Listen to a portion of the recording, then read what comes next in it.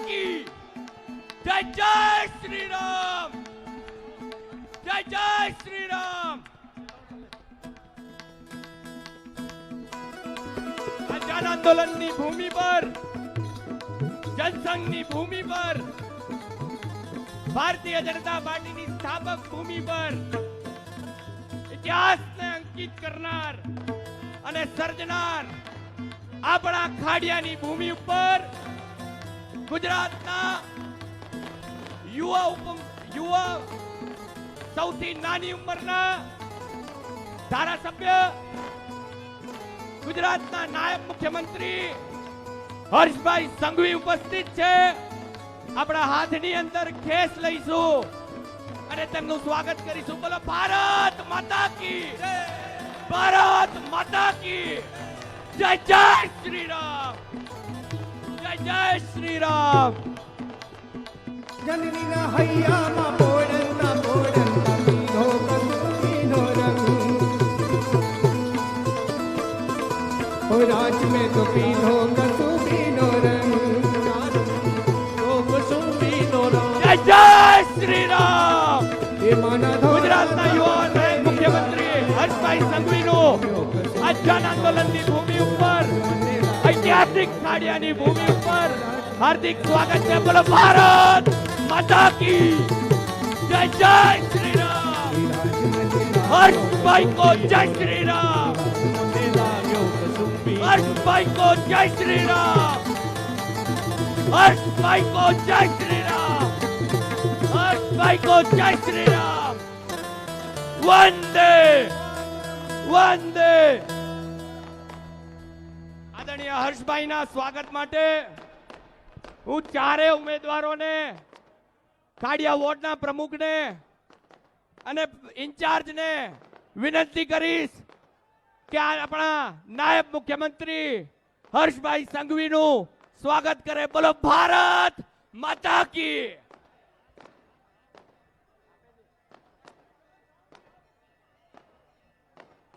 भारत माता की। આપણી વચ્ચે જનસંઘની ભૂમિ ઉપર, જન આંદોલનની ભૂમિ ઉપર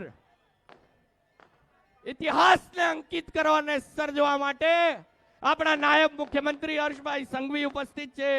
તેમનું સ્વાગત છે। હું મહામંત્રી શ્રીઓને વિનંતી કરીશ કે હર્ષભાઈ સંઘવીનું સ્વાગત કરે। આ પ્રસંગે પૂર્વ ધારાસભ્ય ભૂષણભાઈ ભટ્ટને વિનંતી કરીશ કે તેઓનું સ્વાગત કરે। બોલો ભારત માતા की, ભારત માતા की। વંદે વંદે। જય જય શ્રી રામ, જય જય શ્રી રામ, જય જય શ્રી રામ, જય જય શ્રી રામ, જય જય શ્રી રામ। ભારત માતા की। આપણા હર્ષભાઈ સંઘવીને વિનંતી કરીશ, આપણા હર્ષભાઈ સંઘવીને વિનંતી કરીશ કે આજના પ્રસંગે આપણને આવકારે।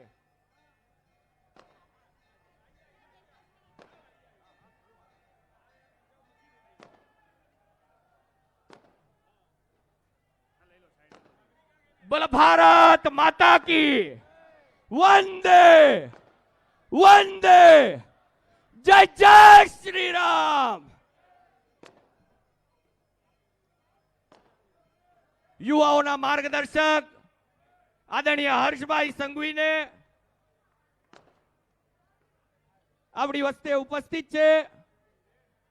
આ આંદોલનની ભૂમિ, જનસંઘની ભૂમિ, ઇતિહાસને અંકિત કરનાર ભૂમિ પર હર્ષભાઈ સંઘવીનું સ્વાગત છે। હું હર્ષભાઈ સંઘવીને વિનંતી કરીશ કે આ પ્રસંગે આવકાર।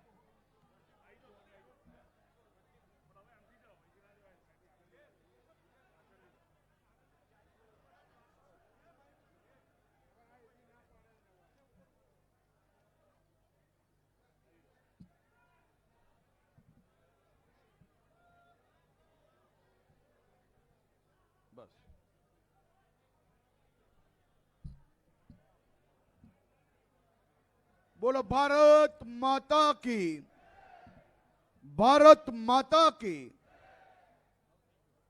જય જય શ્રી રામ. આજે સ્થાનિક સ્વરાજ્ય 2026 ની ચૂંટણી નિમિત્તે આ વિકાસ સંકલ્પ સભામાં આપની સૌની વચ્ચે ઉપસ્થિત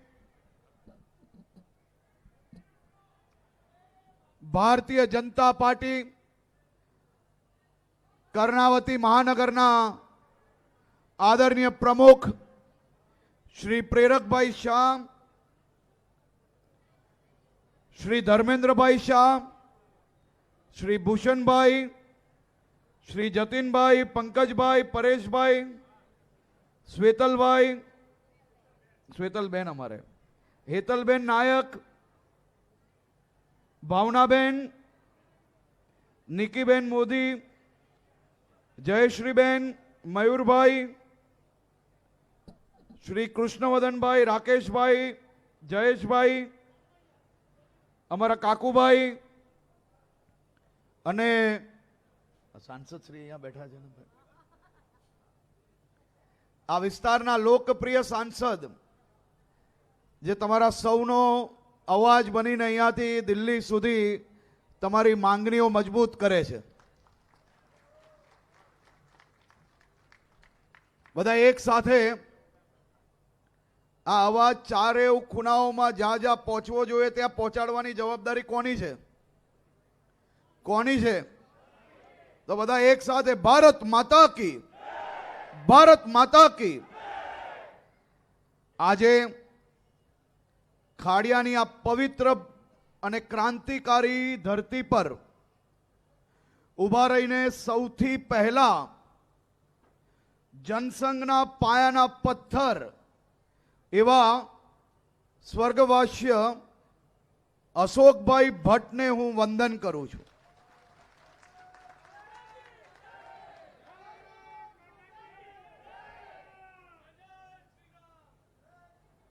મારું સૌભાગ્ય નહોતું કે મને અશોકભાઈ ભટ્ટ જોડે કામ કરવાનો અવસર મળે, પણ મને હું ખૂબ નાની ઉંમરે યુવા મોરચાના સમયે એમને સિવિલ હોસ્પિટલ સુરત ખાતે પહેલી વાર મળેલો હતો જ્યારે હેલ્થ મિનિસ્ટર તરીકે સુરત સિવિલ હોસ્પિટલ આવ્યા હતા.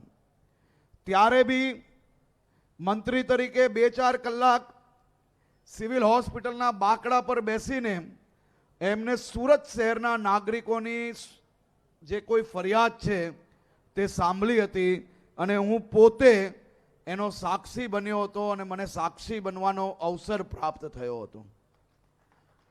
પણ વર્ષોથી અમદાવાદ હોય કે પછી રાજ્યના બીજા અનેક સિનિયર નેતાઓ પાસેથી મને અશોકભાઈ ભટ્ટ માટે અને એમની લોકો જોડેના જે સંપર્ક અને લોકોના કામમાં સૌથી પહેલા જઈને ઊભું રહેવાની જે ટેવ હતી તે વિષય પર અનેક વિષયો પર મને જાણકારી અલગ અલગ અમારા સિનિયર નેતાઓ પાસે જ્યારે વાતચીત કરતા હોઈએ ત્યારે મળી છે. ઘણું બધું એમના જીવનમાંથી શીખવા જેવું છે અને એમની જોડે રહેલા અનેક નેતાઓને જરૂરથી એ શીખવા મળ્યું બી હશે. આ ખાડિયા એ જનસંઘની ભૂમિ છે. અહીંથી જ ભારતીય જનતા પાર્ટીના વિજયનું સૂર્યનો ઉદય થયો છે. એ ખાડિયાની ભૂમિ પર આજે અહીં પધારેલા સૌ લોકોને 2 હાથ જોડીને વંદન કરું છું. એમ કહેવાય છે કે ખાડિયાની નાની નાની પોલો, આ સાંકડી ગલીઓ કે પછી પૌરાણિક મંદિરો, આ બધા જ વિષયોનું રક્ષણ અગર કોઈ કર્યું હોય તો એ માત્ર ને માત્ર ભારતીય જનતા પાર્ટીના કાર્યકર્તાઓ અને ભારતીય જનતા પાર્ટીની સરકાર દ્વારા કરવામાં આવ્યું છે. આ ભારતીય જનતા પાર્ટીની સરકાર જ્યાર સુધી નથી આવી, આ ભયના માહોલમાં આ વિસ્તારના નાગરિકોએ જીવવું પડ્યું હતું કે નહીં? મારી ઉંમરના આ સૌ યુવાનોને કદાચ એ અંદાજો નહીં હશે કે એમના માતા પિતા દાદા દાદી સગા સંબંધીઓ આ વિસ્તારમાં કઈ પરિસ્થિતિએ એમનું જીવન ગુજાર્યું હતું. આ તો ભલું કરો કે આપણી ભારતીય જનતા પાર્ટીની સરકાર આવી અને તમામ નાગરિકો ગર્વભેર આપણા મંદિરો હોય કે સાંકડી ગલીઓ હોય કે પોલ હોય, આ બધાનું રક્ષણ કરવાનું કામ અગર કોઈએ કર્યું હોય ને તો એ ભારતીય જનતા પાર્ટી, ભારતીય જનતા પાર્ટી અને ભારતીય જનતા પાર્ટી. આ વિસ્તારના વડીલો અહીંયા બેઠા છે. આ વડીલો ખૂબ સારી રીતે જાણે છે કે કેવલ માત્ર ભયનો માહોલમાં જ જીવવું પડ્યું એટલું નહીં, પરંતુ સાંજ પડે ને અને અંધારું થતા પહેલા ઘરની દીકરીઓને ઘરમાં લઈ આવતા હતા. ઘરની દીકરીઓને ઘરમાંથી અંધારા થયા પછી બહાર નહીં જવા લેવામાં આવતી હતી. કેમ? કેમ કે આપણું શહેર અમદાવાદ કર્ણાવતી આ અમદાવાદ કે કર્ણાવતી તરીકે નહીં ઓળખાતું હતું. ત્યારે આપણું આ શહેર લતીફના નામે ઓળખાતું હતું કે નહીં? આ યુવાનોને નહીં ખબર હોય. અને મારા વડીલો, તમારી જવાબદારી છે કે આવનારી પેઢીઓને આપણે કઈ પરિસ્થિતિમાં અહીંયા જીવન ગુજાર્યું છે અને કેવી પરિસ્થિતિમાં કેવો સામનો આપણે કરવો પડ્યો છે તે તમારે આવનારી પેઢીને કહેવું જોઈએ. જેમ તમે તમારી મૂડી ક્યાં ક્યાં મૂકી છે ને તે કહીએ છે કે નહીં આપણા દીકરાઓને? કહો છો કે નહીં? તો પછી આપણે કઈ પરિસ્થિતિમાં આ કોંગ્રેસિયાઓએ આપણા શહેરની હાલત કરેલી એ યુવાન મિત્રોને કહેવું પડે કે ના કહેવું પડે? પાક્કું? તો કહેશો ખરી? મારી માતાઓ, આ આપણા ગુજરાતમાં જ્યાર સુધી કોંગ્રેસનું રાજ હતું, ગામડાઓમાં વીજળી નસીબે થઈ હતી? આપણા ગામડાઓમાં ક્યારેય લાઈટનો બલ્બ સળગતો હતો કોંગ્રેસના રાજમાં? ક્યારેય મારી માતાઓ ગામની અંદર પાણી આ કોંગ્રેસીઓએ પહોંચાડેલું? હે? એમાં ભાઈઓ નહીં બોલે, કારણ કે પાણી ભરવા તો તમારે જ જવું પડતું હતું. એમાં આમને શું વાંધો હોય? મારી માતાઓ પાણી ભરવા દૂર સુધી જવું પડતું હતું કે નહીં? કિલોમીટરો સુધી. આ ગામડાઓ સુધી રસ્તાઓ હતા? આ પાકા રસ્તા ગામડે ક્યારે આવ્યા? જો લાઈટ, પાણી, રસ્તા અને પાકા મકાન આ બધું જ આપવાની જવાબદારી જો કોંગ્રેસની સરકારને આઝાદી પછી ગુજરાત અને દેશના નાગરિકોએ આપી હતી, તો આ જવાબદારીમાં એક બી કામ કોંગ્રેસે ના કર્યું હોય તો મોદી સાહેબે આવીને આઝાદી પછી જે કામ કરવાનું હતું એ મોદી સાહેબે છેક 2000 પછી આવીને આ ગુજરાતમાં કરવું પડ્યું. તો આટલા વર્ષ સુધી આપના હકના જે આ બધી જ સુવિધાઓના રૂપિયા છે એ કોણ ચાઉ કરી ગયું? કોણ ચાઉ કરી ગયું? આ આપણા હકનું હતું કે નહીં? પાક્કું હતું? તો આ કોંગ્રેસીઓ પાસે હિસાબ માંગવો પડે કે નહીં? અને આ ભારતીય જનતા પાર્ટીની સરકાર આવી તે પહેલા આ શહેરની, આ રાજ્યની શું પરિસ્થિતિ હતી તેનો અંદાજો અહીંયા બેઠેલા મોટા ભાગના લોકોને હશે. કારણ કે તમે સૌ લોકો હંમેશા દુઃખ, આ દર્દ સહન કર્યું છે, એના માટે તમને સૌથી વધારે અંદાજો હશે. અહીંયા કેટલા લોકો એવા છે કે જે ભગવાન જગન્નાથજીની રથયાત્રાના દર્શન કરવા દર વર્ષે બહાર નીકળે છે?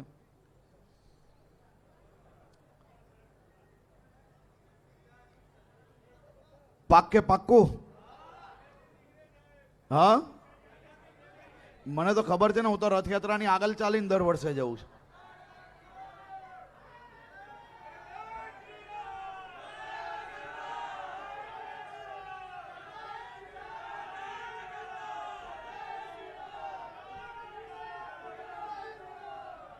આપણા ભગવાન જગન્નાથજીની રથયાત્રા જ્યારે કોંગ્રેસના શાસનમાં નીકળતી તો બુલેટ પ્રૂફ રથમાં લઈને ભગવાન જગન્નાથજીને નીકળવા પડતા કે નહીં? કોણ કોણ એવા વડીલો છે જેને બુલેટ પ્રૂફ રથમાં ભગવાન જગન્નાથજીના દર્શન કર્યા છે? તમે કલ્પના કરો કે નગરના રાજાએ જો બુલેટ પ્રૂફ રથમાં બેસીને જો નગરચર્યા માટે નીકળવું પડે તો એ કોંગ્રેસીઓએ આ શહેરની, આ રાજ્યની કેવી દશા કરી હશે કે ભગવાને પોતે બુલેટ પ્રૂફ રથમાં નીકળવું પડે. કયા પ્રકારની પરિસ્થિતિ આપણા અમદાવાદની, ખાડિયાની, આસપાસના વિસ્તારની આ કોંગ્રેસિયાઓએ ભેગા થઈને કરી હતી, તમે વિચારો ખાલી. આ બધા જ લોકોને જવાબ આપવો પડે કે ના આપવો પડે?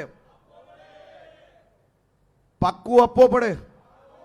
તો બધા જ એક સાથે જય જગન્નાથ, જય જગન્નાથ.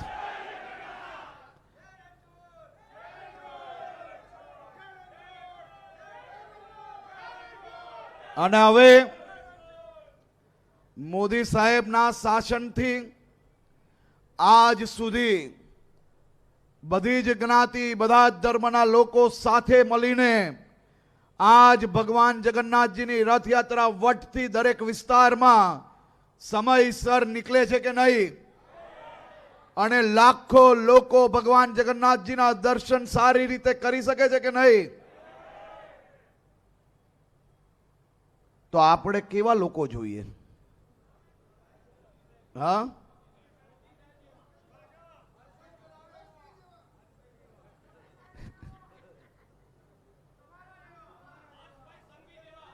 આપણે આપણા રાજ્યમાં આ વર્ષે નવરાત્રી કેટલા વાગ્યા સુધી રમી?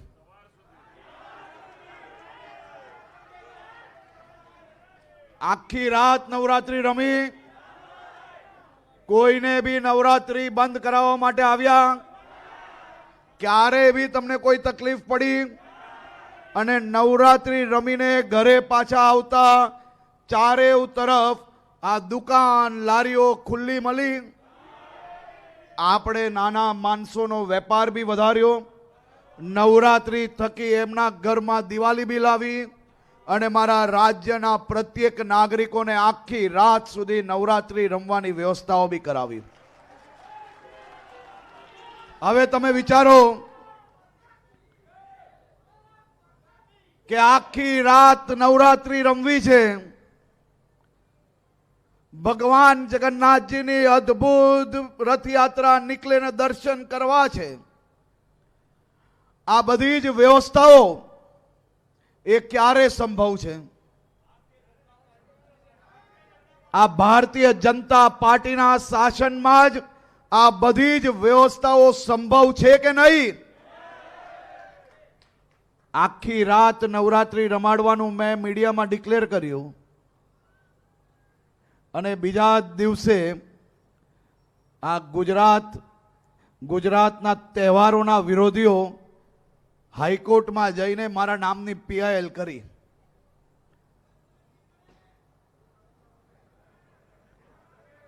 મને તો આદત પડી ગઈ છે. આ લોકો દરરોજ સવારે જાગે એટલે 1008 વાર મારું નામ ના લે ત્યાર તક એમને ઊંઘ આવે. હવે તમને એમ કહો, આ ખાડિયાના સૌ નાગરિકો મને કહે કે આ વિસ્તારમાં, આ પોલોમાં જ્યારે સૌ સામાજિક આગેવાનો સાથે મળીને કોઈ સારું કામ કરવાનો પ્રયત્ન કરે, ક્યારેક વડીલોને તીર્થયાત્રા લઈ જવાનું હોય, તો ક્યારેક આ પોલની સ્વચ્છતાની વાત હોય, ક્યારેક યુવાનો કોઈ ખોટા રસ્તે ના ચડે તે માટે ટકોર કરવાની વાત હોય, આ બધા જ સારા કામો જ્યારે તમે લોકો કરવા નીકળો છો ત્યારે આખી પોલમાં બધા જ એક થઈને નીકળે તોય 2014 એવા નીકળે વિરોધ કરવા વાળા નીકળે કે ના નીકળે? દરેક પોલમાં નીકળે કે નહીં? દરેક સમાજમાં નીકળે કે નહીં? દરેક પરિવારમાં બી એક બે આઈટમ આવી નીકળે કે નહીં?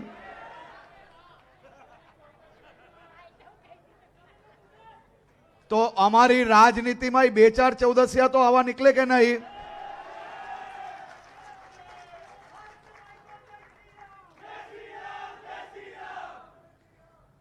પણ આ 14 સીધા કરી નાખ્યા તમે. ચૂંટણી ચાલુ થાય તે પહેલા ગુજરાતના નાગરિકોએ એવી દશા કરી આ લોકોની કે 720 થી વધુ બેઠકોમાં તમારા સૌ લોકોની બિનહરીફ વિજેતાઓ થઈ ગયા.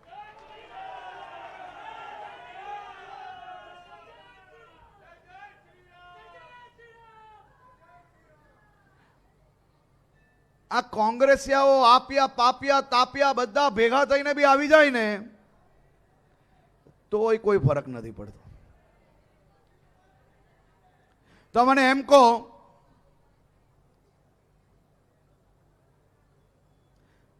આમાંથી કેટલા લોકો એવા છે કે જેને પોતાનું ઘર પોતે બનાવ્યું હોય કે બાપ દાદાએ બનાવ્યું હોય કે પોતાના ઘરમાં પોતે રહેતા હોય? એ બધા હાથ ઊંચો કરે.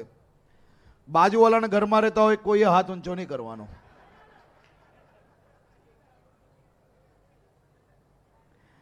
તમે બધાએ પોતાનું ઘર પોતે બનાવ્યું? 2, 5, 10 વર્ષે ક્યારેક કોઈના ઘરમાં નળ નથી બગડતો? બગડે છે. ક્યારેક 2, 5, 10 વર્ષે કલર જે કરાવ્યો હોય એ ઝાંકો થાય છે. ક્યારેક ટ્યુબલાઇટ બલ્બ બદલાવવો પડે છે. તો આ રોડ રસ્તા જે આપણે બનાવીએ તેને ક્યારે નાના મોટા ખાડા વરસાદમાં ના પડી શકે ભાઈ? પણ તમારો ફોન આવે એટલે ભૂષણભાઈ બહાર નીકળીને સીધા એ રોડનો ખાડો પુરાવા જાય અને પુરાઈને પાછો આવી જાય. એનાથી વિશેષ કામ તમે મને કહો કે શું થઈ શકે?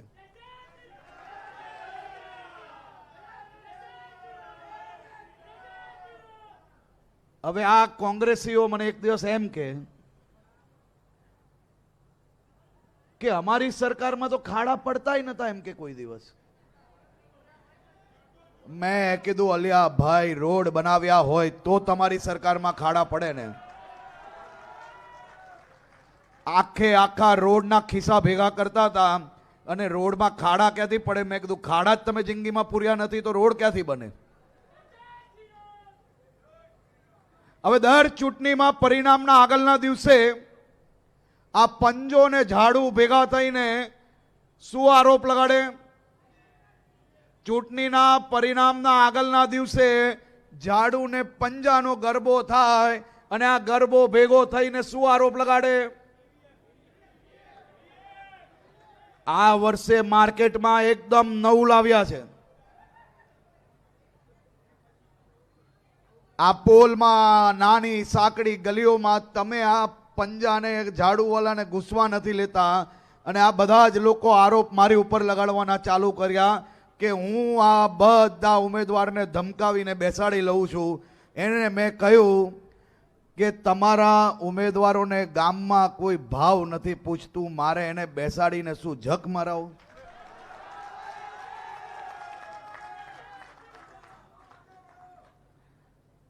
રૂપિયા આપો છો એમ કે અલા ભાઈ, કોઈ એને ચા પીવડાવવા રેડી નથી, એની પાછળ રૂપિયા અમે ખર્ચીએ. સાચી વાત છે કે નહીં? હવે મૂર્તિયાઓ બી કેવા શોધે.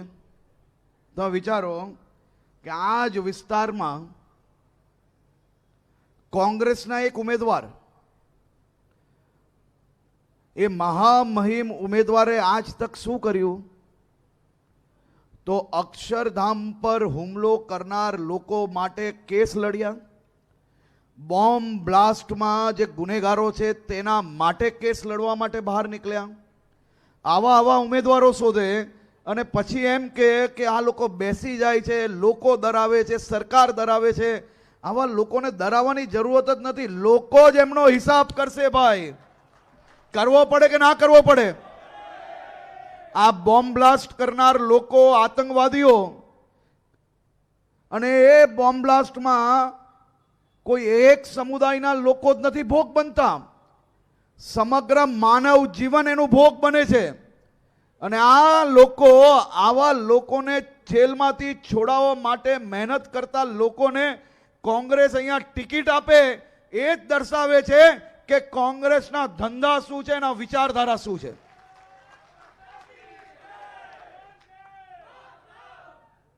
અને આવા લોકોને જો સીધા કરવા હોય ને, તો આ વોર્ડની સ્થિતિ તમે જાણો છો. આ વિસ્તાર, આ બૂથો, એ બૂથમાં એક વોટનું નુકસાન બી આપણે પોસાય નહીં ભાઈ.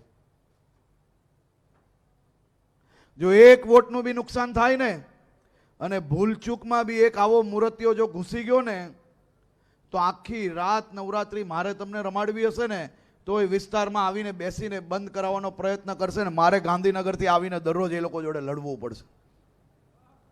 એના બદલે તમારી જે જવાબદારી છે, તમે સૌ લોકો સાથે મળીને નિભાવો, તેવી જ હું આજે વિનંતી કરવા અહીંયા આવ્યો છું.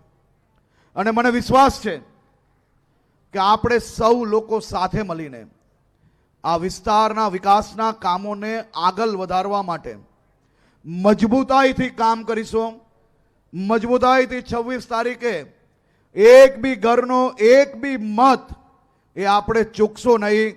અને ભારતીય જનતા પાર્ટીના અમારા બધા જ ઉમેદવારોને ઐતિહાસિક વિજય અપાવવાનું કામ કરશો. હું તમારા સૌ વતી આ આખી ભારતીય જનતા પાર્ટીની ટીમને અભિનંદન આપું છું. તમને અંદાજો નહીં હશે કે અમારી આ ટીમ જ્યારે ગાંધીનગર આવે ને, તો એક જ વાત કહે છે કે આયા હું તો કુછ લેકે જાઉંગા. કુછ લેકે જાઉંગા તો કોના માટે?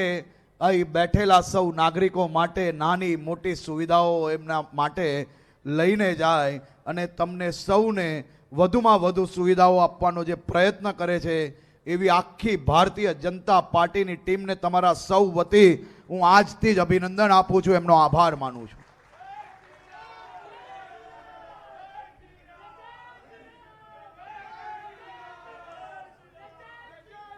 જય શ્રી રામ, જય શ્રી રામ.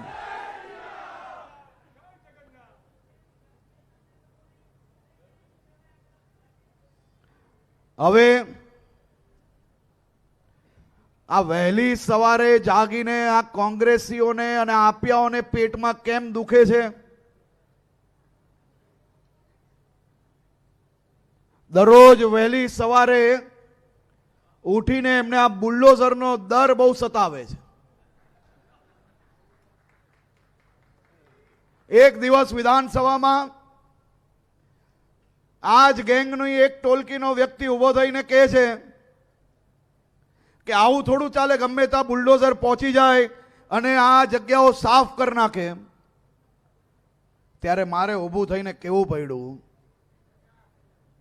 કે મારા રાજ્યના નાગરિકોના હિતમાં સુરક્ષિત રખાયેલી જગ્યાઓ,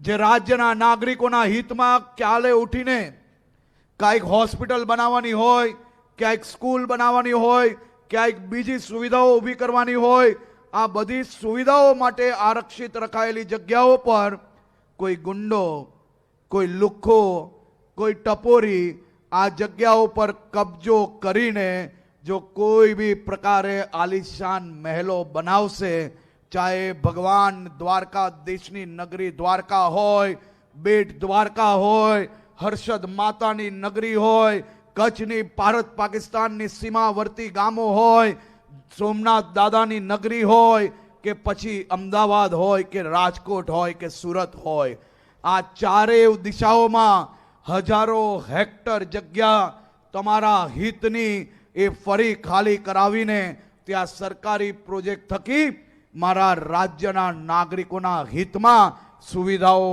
આપવાની કામની શરૂઆત થઈ ગઈ. આજે દાદાનું બુલડોઝર ધંધુકા પહોંચ્યું છે.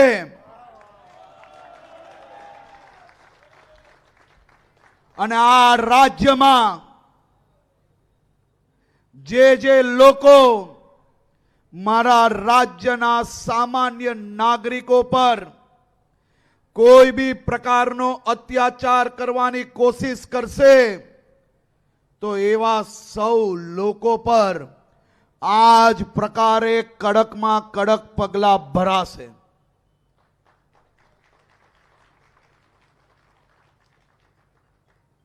ધંધુકામાં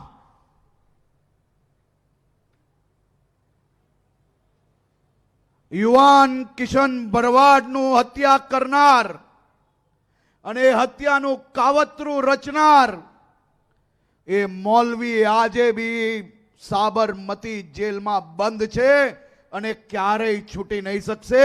એ કેસ સરકાર ડે ટુ ડે ચલાવવા માટે બી અપીલ કરી છે અને કિશન ભરવાડને ન્યાય અપાવીને જ રહીશ. અને એને હત્યાનું કાવતરું રચનાર આ મૌલવીને આજ સુધી જામીન નસીબ નથી થવા લીધી. તે માટે આ રાજ્ય સરકાર દ્વારા કડકાઈથી કામગીરી લેવામાં આવે છે.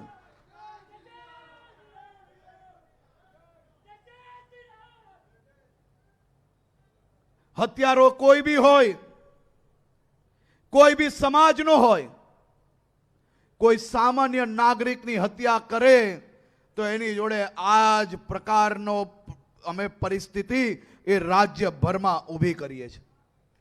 લુખ્ખા ટપોરીઓને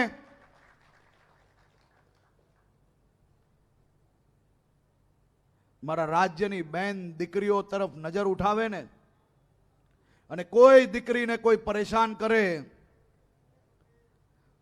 તો બીજા 6 મહિના ઘરની બહાર ના નીકળી શકે ને, એ પ્રકારની પરિસ્થિતિ આપણી ગુજરાત પોલીસ દ્વારા કરવામાં આવે છે. લુખ્ખા ટપોરીઓ પકડાય એને શું કરવામાં આવે છે? શું કરવામાં આવે છે? એ લુખ્ખો ટપોરી કોઈ બી હોય એની જોડે આ કરવું પડે કે નહીં?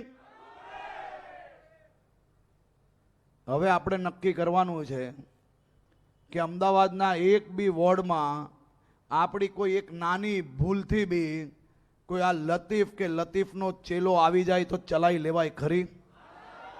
આપણે આ ગુંડાઓને સીધા કરવા વાળી સરકાર જોઈએ કે આ ગુંડાઓને મોટા કરનાર લોકોને પેદા કરાય? લતીફને સાચવનાર બીજું કોઈ નહીં, પરંતુ આ ખુલ્લા મંચથી કહું છું કે તે વખતની કોંગ્રેસ સરકાર જ હતી કે જેને લતીફને અમદાવાદ આખું સોંપી લીધું હતું. અને તમારું અમદાવાદ એ અમદાવાદ કે કર્ણાવતીના નામથી નહીં પરંતુ લતીફના નામથી આખા દેશમાં ઓળખાતું થઈ ગયું હતું. આવા એક લોકોને હિસાબ માંગજો.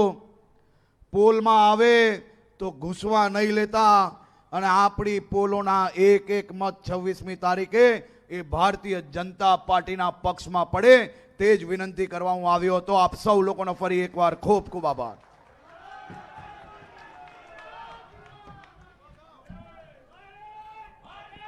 હું વધારે સમય ના લેતા સાહેબ 1 અડધી મિનિટ. કોંગ્રેસની ખરાબ માનસિકતા છોડીને અવિરત વિકાસની વિચારધારામાં ભારતીય જનતા પાર્ટીની યાત્રામાં જોડાયા છે રાજીવભાઈ ચોકસી, કુશભાઈ મોદી, રોનકભાઈ રસાણિયા, નિકુંજ સોની, અપૂર્વ સુતારિયા, આશિષ સથવારા, અરવિંદ ઠાકોર અને સુરેશ ઠાકોર. બોલો ભારત માતા કી! હર્ષભાઈ કો જય શ્રી રામ!